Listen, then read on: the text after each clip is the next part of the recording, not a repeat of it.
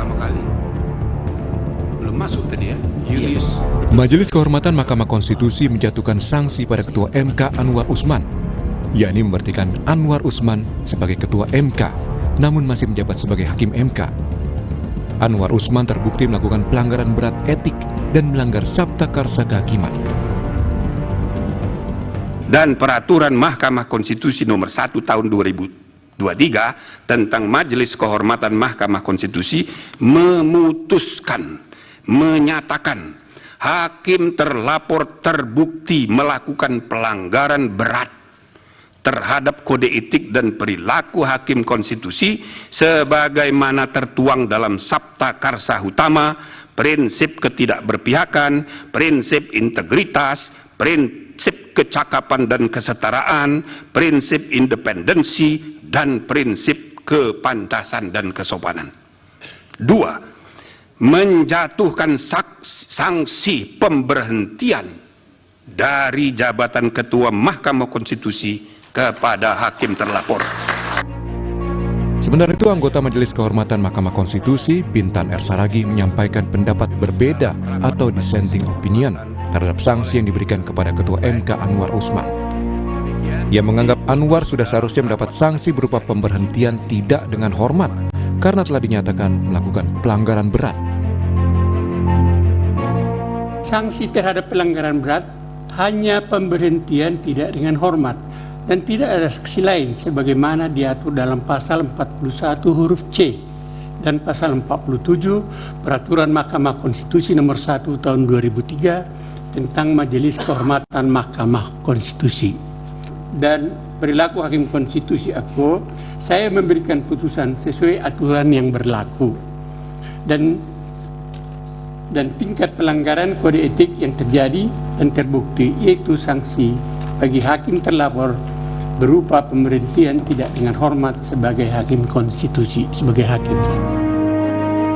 Sementara itu, 2 hakim lainnya, yakni Arif Hidayat, disebut tidak bersalah terkait pendapat berbeda atau dissenting opinion dalam putusan MK. Namun Arif terbukti bersalah melanggar kode etik dan perilaku atas pernyataannya di ruang publik yang merendahkan martabat Mahkamah Konstitusi. Sedangkan Hakim Saldi Isra tak melanggar kode etik terkait pendapat berbeda atau dissenting opinion dalam putusan MK.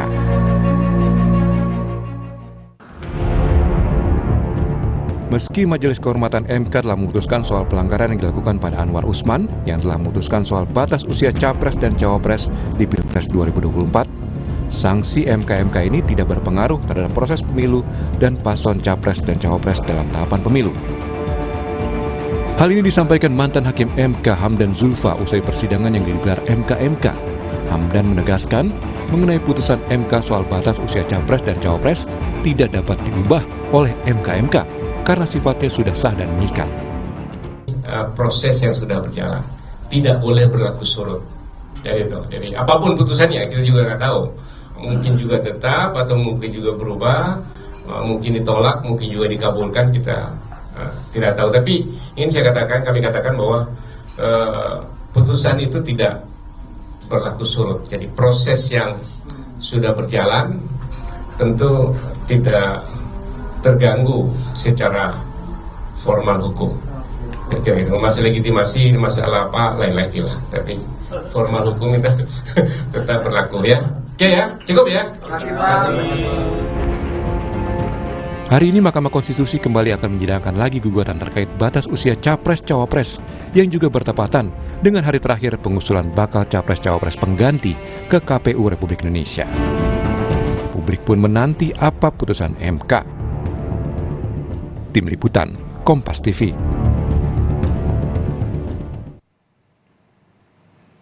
Saudara, Majelis Kehormatan Mahkamah Konstitusi menjatuhkan sanksi pada Ketua MK dan sejumlah hakim atas putusan MK mengenai batas usia Capres-Cawapres. Tidak main-main, sanksi pemberhentian kepada Anwar Usman sebagai Ketua MK sudah diketuk. Lalu yang jadi pertanyaan saat ini, bagaimana nasib perkara gugatan pasca putusan MK mengenai batas usia Capres-Cawapres? Nah, apalagi hari ini merupakan batas akhir penetapan pengusungan bakal Capres-Cawapres pengganti yang harus diserahkan ke KPU. Nah, akankah MK mengabulkan gugatan pembatalan batas usia Capres-Cawapres? Seberapa besar juga peluangnya karena waktu tinggal sedikit? Dan bagaimana dampaknya dalam tahapan pemilu ke depan? Kami hadirkan perbincangannya pagi hari ini dengan sejumlah narasumber. Ada ahli hukum tata negara Universitas Brawijaya, Aan Eko Widiarto, lalu Koordinator Komite Pemilih Indonesia Tepi Jairi Sumampau, dan mantan atau Hakim Konstitusi periode 2003-2008 di MK, Marwarar Siahaan. Selamat pagi Bapak-Bapak. Selamat pagi. Selamat pagi. Ya, saya ke Bung Aan dulu. Bung Aan, ini putusan MK sudah kita simak bersama. Ini dinilai sebagai keputusan yang paling moderat begitu, yang paling bijak bisa diambil oleh Majelis Kehormatan. Nah, sejauh ini bagaimana Anda melihat putusan? Sudah memang bisa dan layak diterima publik? Ya, saya melihat ini bukan hal yang moderat justru ya, karena seharusnya MK tidak hanya mendasarkan kepada PMK 1 tahun 2023 gitu tentang MK, tetapi seharusnya mendasarkan pada yang lebih tinggi lagi daripada PMK 1 2023, yaitu kepada Undang-Undang Mahkamah Konstitusi ya nomor 7 tahun 2020 gitu. Karena di sana sudah ditentukan ya bahwa MK itu dalam menjalankan wewenangnya punya wewenang untuk memberhentikan hakim konstitusi. Kalau di PMK 123 itu hilang subjeknya. Ya. Di dalam pasal 41 itu siapa yang diberhentikan tidak disebutkan subjeknya. Tapi kalau di dalam Undang-Undang MK 7 2020 itu jelas subjeknya. Siapa subjeknya? Yaitu hakim konstitusi. Ya. Nah, inilah yang sebenarnya perlu didudukkan kembali ya dalam konteks ya, kita refleksi lah sebenarnya, karena ini kan sudah putusannya sudah final ya, dan mungkin banyak diilhami orang. Dan satu lagi di PMK 1 2023 ini yang menurut saya juga tidak pas, yaitu adanya mekanisme banding gitu. Sebenarnya dalam Undang-Undang MK itu tidak ada mekanisme banding. Yang ada adalah kalau diberhentikan dengan tidak hormat itu adalah dengan mengajukan pembelaan diri ke MK, tidak dengan MK banding, bukan gitu. Ini saya kira dari sisi regulasi lah yang perlu dibetulkan misalnya. Baik, ini dari sisi regulasi yang kemarin juga sudah diingatkan sebenarnya oleh Prof. Jimli ya sebagai Ketua MK bahwa mekanisme banding ini seharusnya tidak usah ada begitu.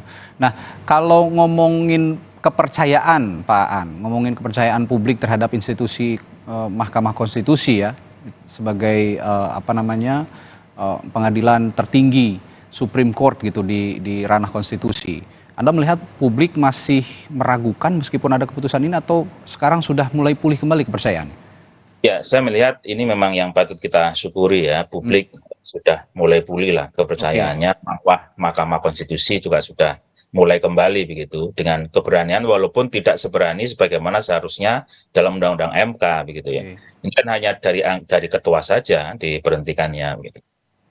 Oke, baik, saya akan beranjak ke Bung Jerry. Bung Jerry, ini kan ada tahapan juga Bung Jerry yang ditempuh begitu di pemilu presiden 2024. Nah, saat ini nih, hari ini terakhir pengoreksian begitu ya kalau boleh saya bilang untuk mengganti capres-cawapres. Nah, artinya dengan adanya putusan MK ini dan juga proses tahapan pemilu yang berjalan di KPU ini tidak akan mengubah apapun dan tidak akan mengganggu jadwal tahapan pemilu ya, Bung Jerry ya? Iya, jadi pakai putusan yang lama, 90 itu ya, yang 90 itu, jadi memang tahapan tetap akan berjalan sebagaimana putusan MK yang lalu itu, karena putusan MK yang semalam dibacakan itu kan tidak punya pengaruh terhadap substansi putusan ya, dia memang hanya menilai perilaku hakim ya. Nah, tapi kan begini ya, memang secara hukum itu tidak ada pengaruh apa-apa mungkin ya, tapi sebenarnya ada pengaruh etik gitu ya, karena putusan, kalau saya membaca putusan MK ini dengan sendirinya mau mengatakan bahwa ada yang keliru ya, atau bahkan ada sesuatu yang disengaja dalam proses pengambilan keputusan di MK itu. yang memberi jalan ya bagi Gibran untuk menjadi cawapres. Nah, di situ masalahnya, Bu saya. Jadi saya kira ada akibatnya ini bukan akibat hukum, artinya terus bisa tetap lanjut, tapi ini akibat etik. Dan ini menurut saya jauh lebih substansial. Kan secara etik mau dikatakan bahwa putusan itu keliru. Karena apa? Karena ada tindakan-tindakan kejahatan yang dilakukan oleh hakim MK, dalam hal ini ketua, untuk memuluskan sebuah keputusan yang memang diperuntukkan hanya kepada dimaksudkan hanya untuk memberi jalan kepada Gibran untuk menjadi cawapres itu. Dan disitulah cacatnya keputusan keputusan 90 ini. Dan menurut saya MK itu mengoreksi dan memberi pesan bahwa putusan itu bermasalah, gitu ya, secara etik ya. Karena itu mestinya secara substansi hukum juga dia harus jadi masalah, gitu ya. Gitu. Akibatnya ada, bukan tidak ada akibatnya. Secara hukum tidak ada, tapi secara etik ada akibatnya itu. Gitu karena itu juga sebetulnya saya berpendapat ya, kalau MK ini salah satu tujuannya untuk memulihkan kepercayaan masyarakat terhadap MK, saya kira itu belum tentu tercapai ya. Karena apa? Karena orang yang melakukan kesalahan secara sengaja atau bahkan pelanggaran berat ya, kesalahan berat itu sudah dibuat oleh MK itu masih berada di sana. Gitu ya. Kalau memulihkan kepercayaan itu kan berarti harus sepenuhnya dia, jangan setengah-setengah pemulihan kepercayaan. Kita bicara kita bicara tentang sebuah lembaga yang memang butuh penghormatan tinggi ya, dan butuh kepercayaan tinggi dari publik. Ini Mahkamah Konstitusi loh. Ini dia penjaga konstitusi. Kalau ada yang tidak beres di sana, ya bagaimana orang percaya? Gitu ya. Jadi memang saya setuju bahwa mestinya keputusan itu pemberhentian dari keanggotaan Mahkamah Konstitusi ya, sesuai dengan dissenting opinion dari Prof. Bintan Saragi ya. Tapi keputusannya seperti itu ya. Tapi kalau berkaitan dengan kepercayaan publik terhadap lembaga, kalau saya ditanya sebagai publik ya, saya masih tidak percaya, gitu ya. Karena kan begini, orang yang melakukan pelanggaran berat masih bisa terlibat dalam persidangan Mahkamah Konstitusi meskipun ada pengecualian ya, yang terkait dengan hal-hal yang tadi malam disebutkan oleh MK. Nah, tapi kan soal kita itu bukan cuma soal putusan yang berkaitan dengan dinasti itu ya, atau yang berkaitan dengan hubungan kekeluargaan, tapi ada banyak putusan lain ya, dan kemungkinan untuk terjadi hal-hal sebagaimana yang terjadi waktu itu masih bisa terjadi. Makanya. Oke. Kalau tadi Bung Jerry masih belum sepenuhnya percaya kepada MK begitu ya, dengan adanya putusan MK ini, saya akan bertanya sama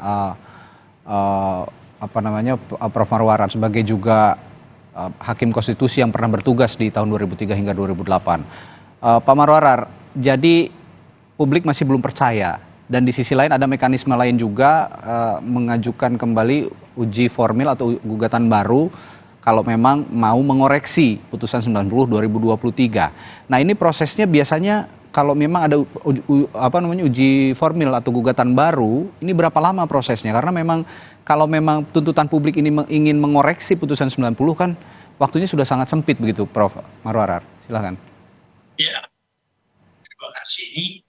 Kalau kita melihat sebelum sampai ke sana ini, barangkali apa yang menjadi putusan dari Majelis Kehormatan yang telah diumumkan kemarin, memang banyak orang yang kecewa. Saya melihat juga dari sisi apa yang menjadi muatan atau skop daripada putusan MK yang menjatuhkan hukuman sanksi berat dalam pemberhentian sebagai jabatan ketua kepada Anwar. Ya, kita melihat itu merupakan satu pengakuan bahwa memang telah ada pelanggaran etik yang sangat berat itu, yang akibatnya Akibatnya itu adalah kalau kita lihat di Undang-Undang Kekuasaan Kehakiman, putusan seperti itu cacat hukum.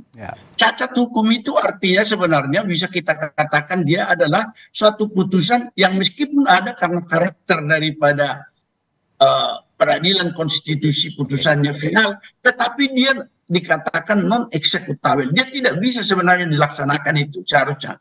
Karena suatu putusan yang cacat, kalau di dalam versi Undang-Undang Kekuasaan Kehakiman itu dikatakan harus diadili lagi putusan perkara itu sendiri. Tetapi ini karena karakter MK itu yang memiliki karakter spesialis atau tunduk kepada lex spesialis, maka secara umum tetap kita katakan putusan 90 itu sebenarnya adalah satu putusan yang cacat demi hukum, dan sebagai demikian secara universal itu tidak bisa dilaksanakan. Istilah teknisnya itu biasa kita katakan non-executable. Oleh karena itu problem yang tersisa ini akan diperbaiki dengan permohonan baru. Saya kira ini wewenang MK adalah menguji undang-undang. Jadi kalau permohonan baru ini mau memperbaiki putusan itu, ya kita tidak bisa mengatakan itu satu undang-undang meskipun dia adalah dalam arti material juga undang-undang. Tetapi kalau misalnya PKPU atau peraturan KPU yang sudah mengadopsi putusan itu masih tetap terbuka untuk dibawa dalam ranah pengujian, tetapi kepada Mahkamah Agung karena dia adalah di bawah undang-undang. Mungkin dia bisa diuji kepada undang-undang yang ada. Problemnya sekarang adalah ketika misalnya putusan yang diambil MK itu ruang lingkupnya hanya ketua, tetapi apa yang dikatakan pengaruh ketua itu tidak mungkin terjadi putusan 90 kalau hanya sendirian. Oleh karena itu pengaruhnya terhadap 4 hakim yang lain seharusnya secara ex officio MK harus melakukan audit terhadap putusan nomor 90 itu terhadap yang menjadi wewenang MK juga. Sumpah jabatan, pelanggaran hukum acara, dan kepatuhan kepada konstitusi. Jadi ini yang tidak dilakukan kemarin sehingga putusan yang berat hanya kepada ketua meskipun problematiknya. Kenapa dia diberhentikan hanya sebagai ketua? Mungkin ada problematiknya. Kalau ini menyangkut juga presiden yang akan mengeluarkan surat keputusan pemberhentian itu, dan pengantar daripada ketua MK yang dilihat akan membuat ini semua lambat. Saya kira lepas dari setuju atau tidak setuju, saya melihat bahwa apa yang dipertimbangkan ini masuk akal begitu. Demikian pandangan saya sementara. Baik, ini sifatnya ex officio sehingga putusan 90/2023 menurut Prof. Marwara tadi harus diaudit secara keseluruhan begitu ya. Tapi kemarin Prof. Jimli juga mengatakan dirinya sebagai jajaran pimpinan atau Majelis Kehormatan MK hanya punya kewenangan menyidang sebatas etika, tapi untuk mengoreksi ataupun memerintahkan untuk mengoreksi putusan ini di luar kewenangan MK. Nah ini akan saya tanyakan, kalau memang misalnya ada gugatan baru masuk begitu ya, dan MK bersidang, MK bersidang, apakah berani MK ini sekarang yang jadi tuntutan publik juga mengabulkan tuntutan publik untuk mengoreksi putusan 90 itu, dan jika putusan 90/2023 itu dikoreksi setelah tahapan penggantian capres-cawapres ini berakhir, jika kemudian di depan sudah berjalan tahapan pemilu dan putusan itu muncul, apakah itu bisa memengaruhi juga di tengah jalan begitu proses pencalonan capres-cawapres? Saya akan tanyakan kepada sejumlah narasumber saya nanti setelah jeda di Sapa Indonesia Pagi. Tetaplah bersama kami.